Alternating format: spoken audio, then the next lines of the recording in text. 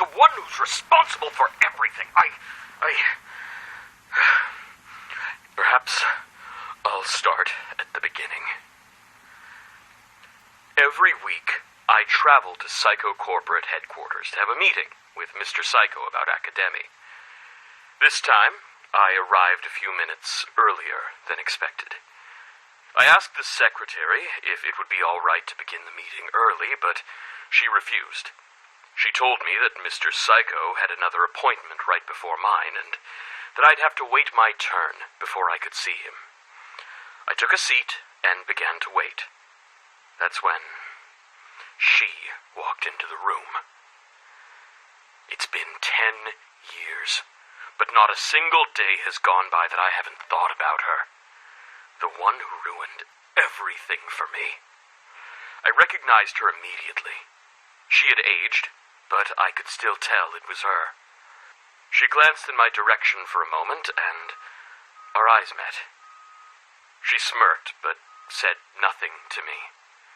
She walked straight through the waiting room and directly into Mr. Psycho's office, without even speaking a single word to the secretary. At first, I was speechless.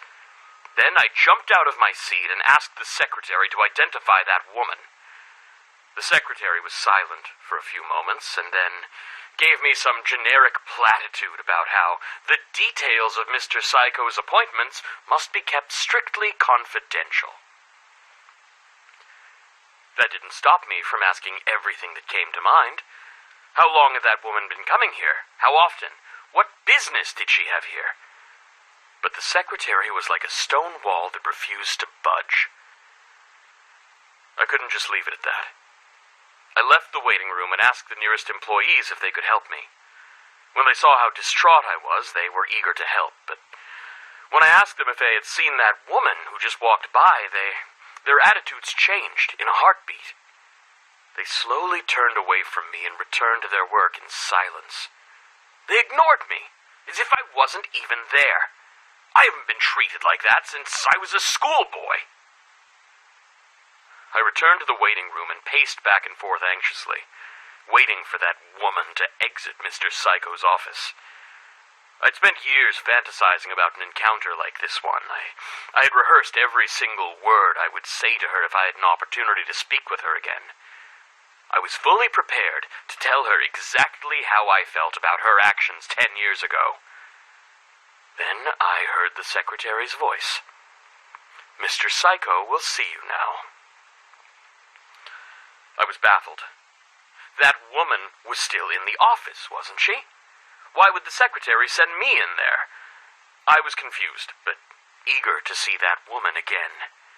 I approached the door to Mr. Psycho's office. I remember that my hand was actually trembling as I gripped the handle. I took a deep breath and opened the door to his office, expecting to see her standing there, but she wasn't. The only people in that room were Mr. Psycho and his son. I entered the office and looked around in confusion, wondering where that woman could have been hiding, but she was nowhere to be seen. Mr. Psycho asked me what was troubling me, and I told him exactly what was on my mind. That woman, the one who walked into your office a few minutes ago, where is she? When did she leave? But Mr. Psycho didn't reply. He only smirked, as if he was amused by the situation, and asked me to take a seat. He tried to talk about Academy, like usual, but I wasn't having any of it. I didn't want to let go of the subject, and I kept asking about that woman. Mr. Psycho's amusement quickly turned to irritation, and he firmly asked me to keep our conversation to the matter of Academy.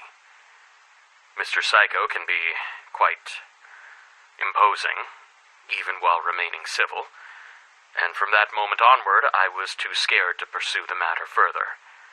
I dropped it, and we proceeded to have a standard meeting. As ever, Mr. Psycho's son stood behind his father in silence. Mr. Psycho had never told me the exact reason why he keeps his son at his side during business meetings. It's most likely that it's a form of training, exposing him to the type of interactions he'll be having on a daily basis once he inherits his father's empire. As the years passed, I've watched Mr. Psycho's son grow from a young boy into a young man, but I can count on one hand the number of times I've heard him speak. The meeting adjourned. I made one last attempt to bring up the subject of that woman, but Mr. Psycho interrupted me and bid me farewell. I knew that I wouldn't be able to get anything out of him, so I simply left. I questioned the secretary again, but nothing. I got nothing. I attempted to talk to the nearest employees, but they politely excused themselves. It was as if that woman was a taboo subject that no one was allowed to speak of, or that she was a mere hallucination, something I dreamt up. No, I didn't just imagine her. I saw her. I didn't catch her out of the corner of my eye. I didn't glimpse her for only a moment. We looked directly at each other, but what business would that woman have with Mr. Psycho? What could he possibly want from her?